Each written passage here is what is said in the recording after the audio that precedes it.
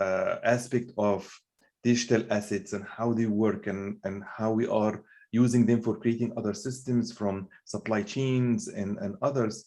And his focus was more about sustainability and renewability. How can we use all of those?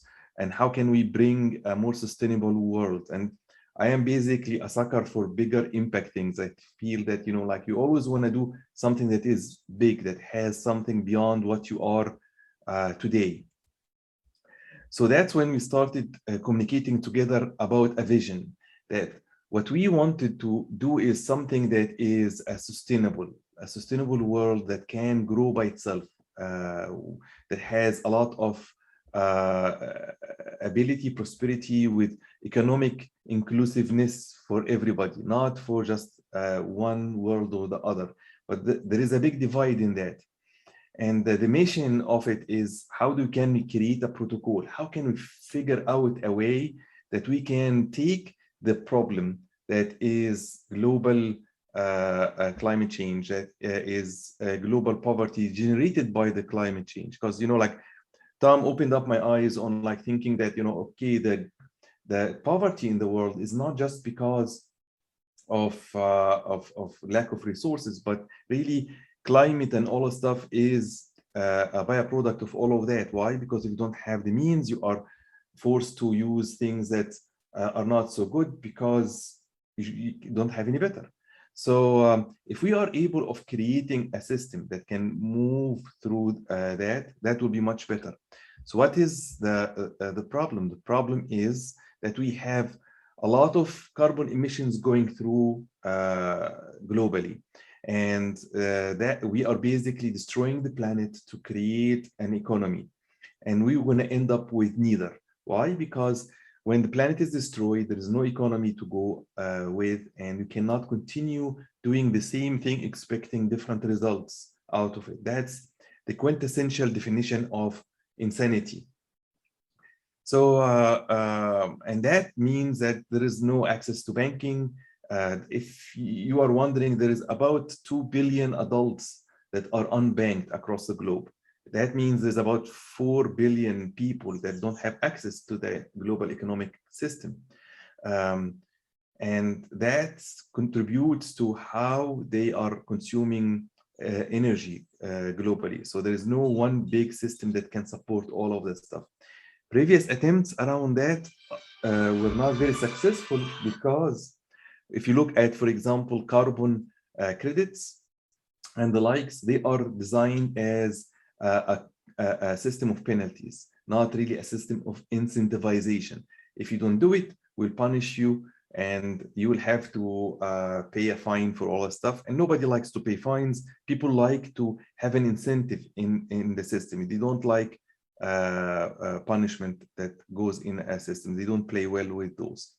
So what can we do? We thought about 4 things that we need to really think through how we are developing those. One is we want to be able of taking the renewable energy and make it as a base obligation within an economy, so that it is not a byproduct, but really it is a genuine thought throughout how you design a tokenomic system, how you design a system to operate through those.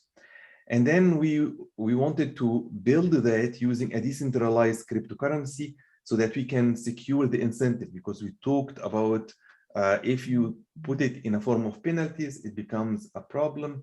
If you put it as the form of incentive, is much better. Positive reinforcement is always overlasting the negative one. So we want to use a cryptocurrency there, but there's a problem with doing that. The problem is that you are utilizing a system, but by definition, if you think about current systems that are securing blockchains, a lot of them are carbon positive. What does that mean? It means it pollutes the environment. We all hear about the negative effects of Bitcoin. Why is that? Because Bitcoin uses proof of work. And why does it use it? Because it's the best thing that we had at that point in time to secure a network. Kind of like a brute force way of securing the network and making sure that nobody can attack that network there. And this was really good attempt, but it did not kind of like evolve. We need to evolve it to something that is much better. The next iteration from that, once, for example, Ethereum started with proof of work, but it's migrating to proof of stake. Proof of stake is much better, but it does not decentralize it as well. If in order for you to participate, you have to have a stake in the game, which means those that have will have a disproportionate amount for those that do not have. It's still better around there, but can't we create something that is actually carbon negative from the inception, carbon negative mining in there? And then finally, we wanted to make sure that there is a global economy, because the problem that we are looking at is global in nature, but the solutions are local. So everyone can put a solar panel on their house, but what ties all of that stuff together? How can we make sure that they are tied and they are working in unison? So that's where the renewable obligation base energy economy started to materialize. Is how can we create a system that ties all of those parts together, that allows us of incentivizing renewable energy production, make that more profitable than non-renewable energy production, and at the same time make the system itself be carbon negative from the grounds up throughout the system in there. So the answer to that is basically to change the proof of the system, the fundamental piece that you are using to secure the system, from proof of work, proof of stake, proof of time, to proof of renewable. So if you look at the problem of renewable energies and how you are generating them and so forth, renewable energy systems usually are constructed in a manner where you have some sort of a production system, like solar panels, like wind turbines, or tidal, or geothermal, and others. And you usually have some sort of energy storage unit there, and then a converter for that converts it for consumption. And a lot of people, like the current approach, for example, carbon credits, focuses on the production of energy itself, but it does nothing absolutely for the consumption of it. So the whole focus is on the production of it. So if you produce something in a vacuum, great, you get credits, but that does not work. So a lot of anecdote evidence on that. There was this group, I think it was in Germany, rented out a warehouse, stacked it with solar panels, and then put like high intensity lamps on top of it, and bam, now we are producing green energy, because it's kind of like they get an incentive on it. So there is no check on that. There is no proof on how the system would work, and there is no proof that whatever energy that you've consumed, that you produce, actually consumed. Meaning, if I would strap in a solar panel in the middle of the desert and the energy never gets used, I'm still producing energy, but renewably, but I'm not consuming it. So it does not help in a global scale.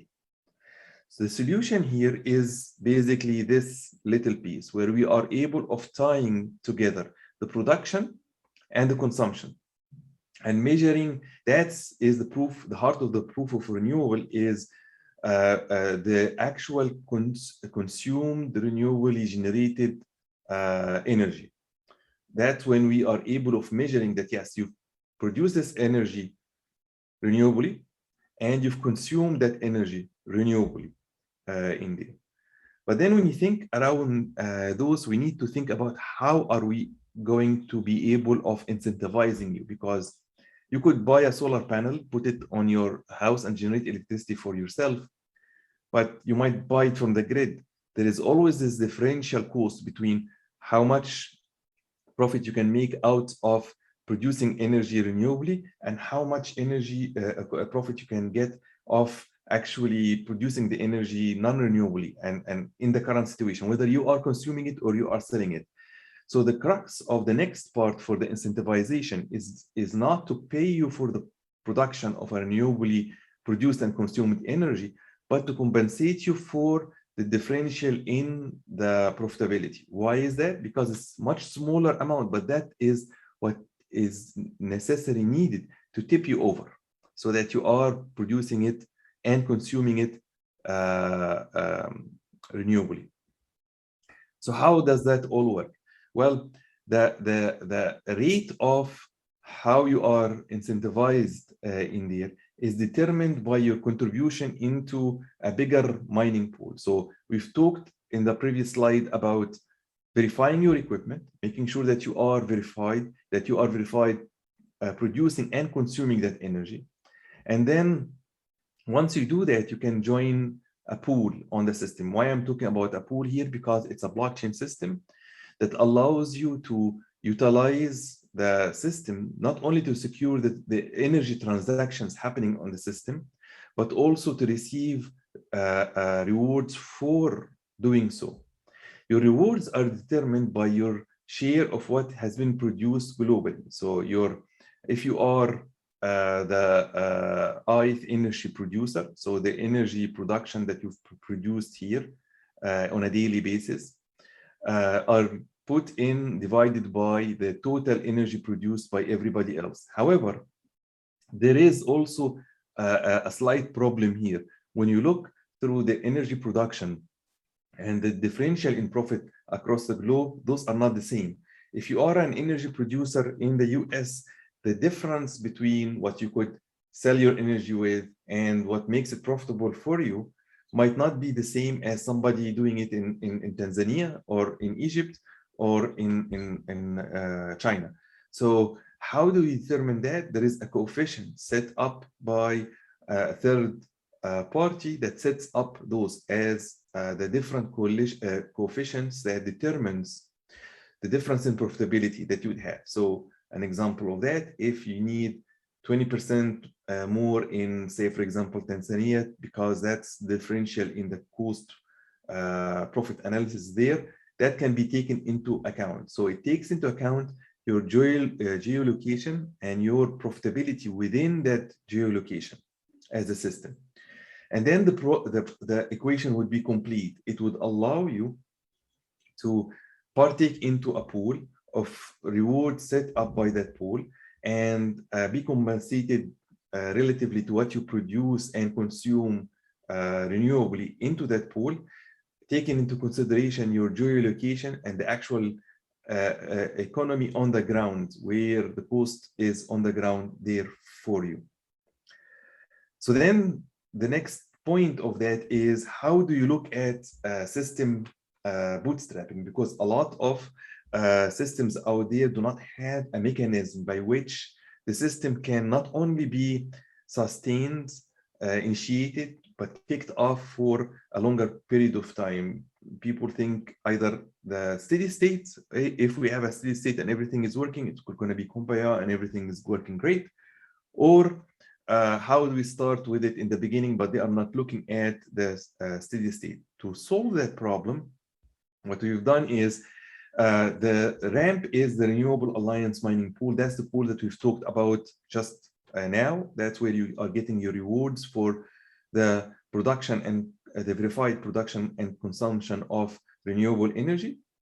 And the way that that pool is hydrated with rewards that are being distributed there are through two main sources. The first one are the protocol assigned tokens, meaning that the protocol would assign initial tokens into that pool. That solves the bootstrapping issue into that pool. This way, when the protocol starts, there are actual rewards for people to have once they contribute into the renewable energy production. And then subsequently, as the system grows, there is another source. That is your original amount of assigned tokens will start to be depleted. And even if the token price appreciates, still the economy of scale will kick in much faster than that. So in order to compensate for it and to make it sustainable as a perpetual system going forward, we needed to have the protocol operation contribution portion of it kicks in, so that as the protocol operates, it will self-fund the rewards that go in the system. What does that mean? That's a really key point, because up till now, I'm talking about only energy production and energy consumption of that energy. But that's not really the entire problem. So for example, when we contrast that with carbon credits only focuses on production of energy, right? So if you are producing something and you are polluting, you need to offset that with carbon, but it does not say anything about the actual end consumers, the people that are using the items that are being produced, the people that are utilizing all of those. There has been a shift lately into that direction, where big companies, from airlines to actual energy producers, was starting now to offer consumers, okay, if you take a flight, maybe you pay $50 to offset that in there, but still they are shifting that problem to the consumer. So why, as a consumer, I have to pay additional to solve the problem that you created as a merchant in the globe? Why it is not baked in the system? Why can't my transactions, my money that I'm using, actually solve that problem for me? How can I contribute into the renewable energy production if I am not producing energy at all, and I am just purchasing something? Because that part of the economy is a critical part in order for the entire thing to operate. So that's the next segment of the actual proposed protocol here. So as we are trying to create a decentralized ecosystem by the people for the planet, meaning that when you as a person think about, I'm going to purchase a laptop, for example, and there's a transaction that's happening between you and a merchant that's providing that, you have two options. The first option is, I'm going to buy with cash directly there, and no problems with that, but it does not solve anything. However, if you are utilizing the underlying fundamental tokens in the system, that allows the system then to deduct a contribution which funds that mining pool for the people that produce renewable energy. In short, that means that every and each transaction on the system as it is operating will result into more rewards for renewable energy production in there as you go. And that's as you scale it and people start to pick that and use that as an option, this will become more and more substantial. The more rewards that are substantial, the more people will decide, hey, it's much more profitable for me to move into energy production utilizing this mechanism rather than using it in a non-sustainable way. So at the end of the entire thing, let's bring it all home. Let's take it all into consideration, see the vision of what needs to happen if we implement a system that uses proof of renewable in there on even a modern scale for a single household in there. If you have solar panels on top of that house and you are generating energy, that energy is being stored in a battery, automatically verified that you've added it into the system using a BMS, battery management system. Most advanced battery systems have one of those already in the battery itself. And then you will have an option of either consuming it within your household or pushing it back into the grid in locations that allow you to sell back to the grid. In both cases, because at that instant, not when you produce it, but when the consumption happens, you've closed the circle, you've closed that end loop, that it has been produced renewably and consumed renewably. That's what then verifies the process and allows you to participate into the rewards automatically, which will generate those rewards token for you in there, furthering the cost benefit for you to add that in the system in-house that you would have there. So the end of it, that verification piece that allows us to verify the production and the consumption, coupled with an economical incentive system that has built-in mechanism for a sustainable ecosystem that can go and self-fund over the long haul of a period, allows not only the contribution of the producers, not only the contribution of governmental incentives, not only big companies that consume and pollute, but also each of us on the mass level, on the mass adoption, the millions of people that are affected every day by climate change, by depletion of the resources, can now for the very first time actually use a system, affect the change. Because you can't really today buy and sell carbon credits on an individual level, but you could using a system like this one.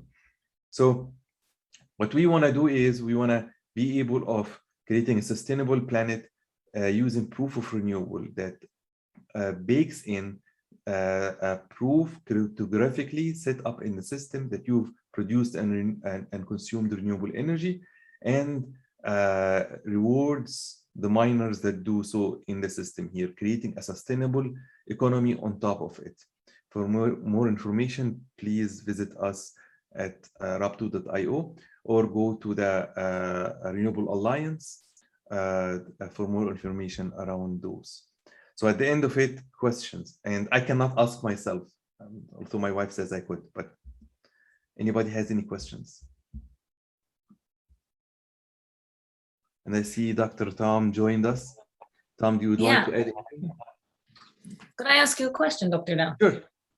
Could you share an example or two of a use case of this within the current use cases of blockchain and digital assets?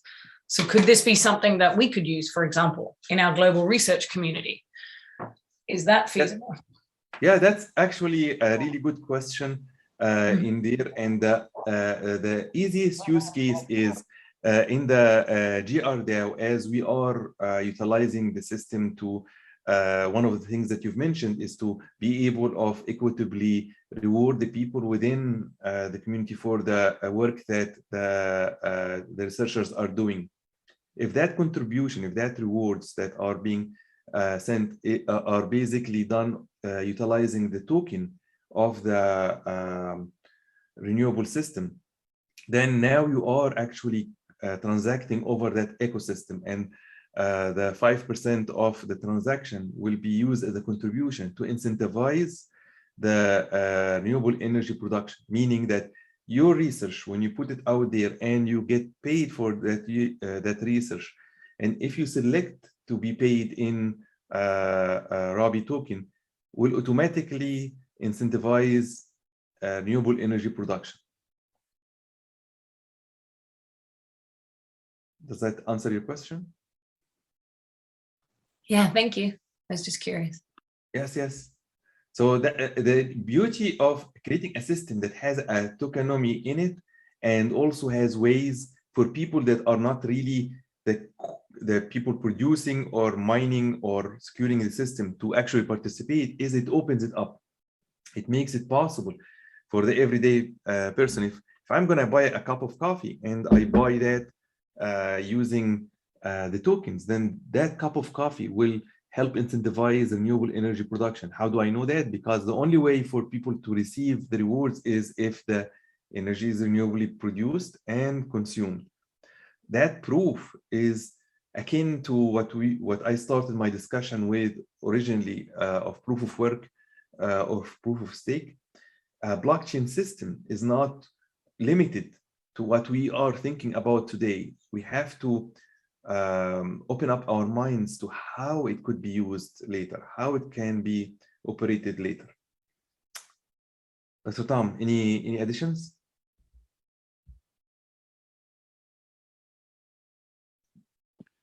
Not on that one, but I'm happy to jump in on any of the other questions if I can.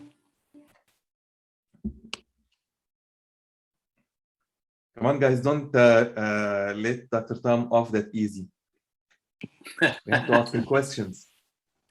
Yeah, so I suppose I'm going to just bring it back a little bit, because I'm curious. So creating a new tokenized system that's based on rewarding for renewable energies, how can we apply this?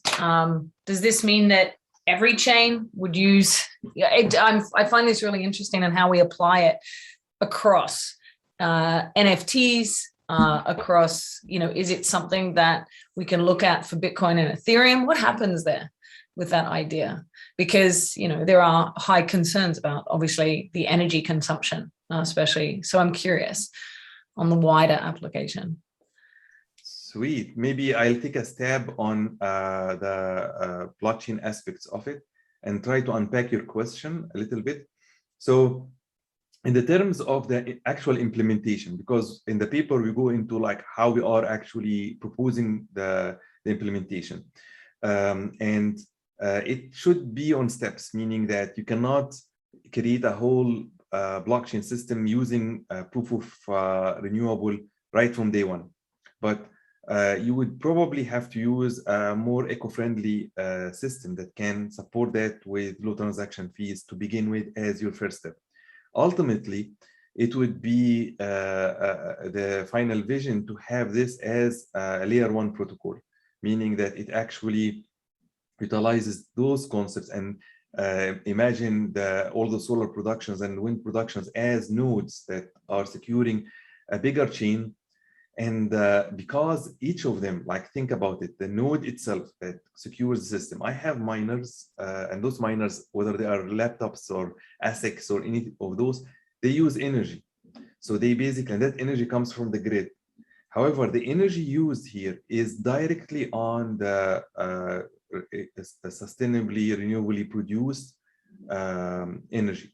So if you are feeding off of the solar panel or the windmill to secure the network, which will incentivize you for your activity, by definition, that's mean that your mining is carbon negative from the beginning in there. Then the next part of that is how do you bring that apart to the other chains that exist? Well, when it is level 1, a lot of the activities happening on other chains can actually happen on it. Prior to that, the tokenomics interface on it allows it to contribute. So for example, if you love NFTs like I do, and you want to buy an NFT, CryptoPunk sold last night for $534 million. And I kid you not, it was like an amazing sale, just hit the wire. So imagine if that transaction happened utilizing the token economic part of the protocol, and that transaction happened there. You would end up with a huge amount of incentive that goes into the renewable pool that incentivizes people to actually produce renewable energy. So in short, by linking the transactions into any of the current protocols, whether they are blockchain based or they are real world out there, you will be able of partaking into the renewable energy incentivization.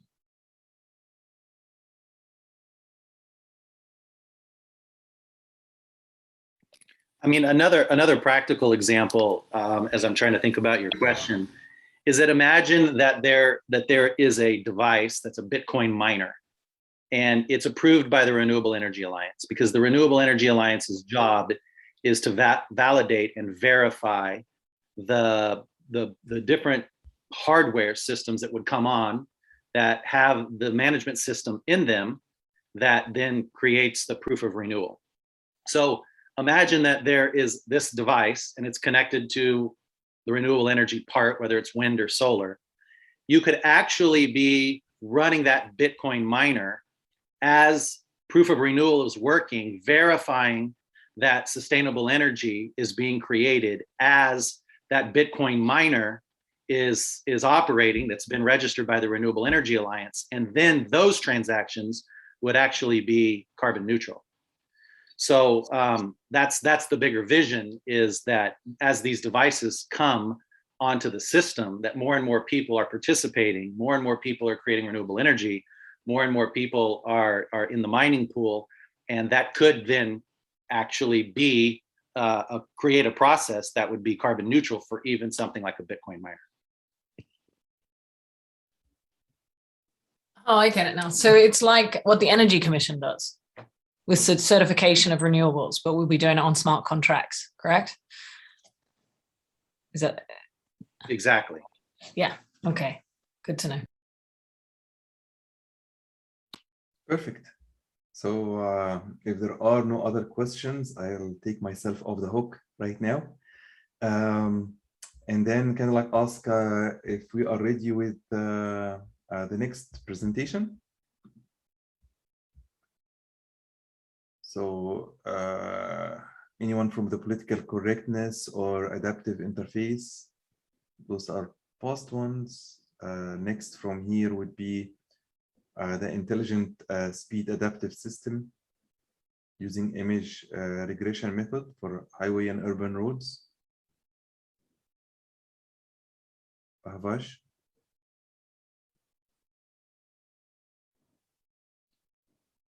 How about the advanced deep learning model?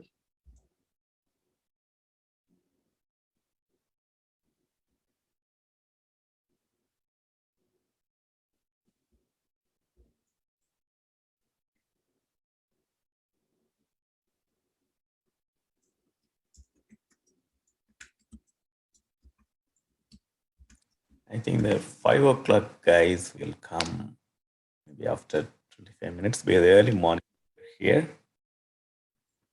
So if we give break for some time, it will be helpful. I'm sorry, it's for me. That's why I couldn't talk much. I'm sorry. Cool. So do you guys want to take another half an hour break or so? Yes, please. 30, I think 24 minutes. If we take 24 minutes break, this guy will come. Okay. The Bhavesh Sharma from Department of Electrical Electronics and Communication Engineering. I think that guy is just logging in. Ah, Parvesh, I see him. Yep. That's great. Yeah, let's check once he connects with audio if he is capable of doing the presentation. Yeah. Parvesh, would you like to go next? I know it's a little bit tad early, but we are running ahead of schedule. Hello, sir. Thanks a lot. But actually, the thing is, one of my partner is not right now not here. So like we'll both give the PPT.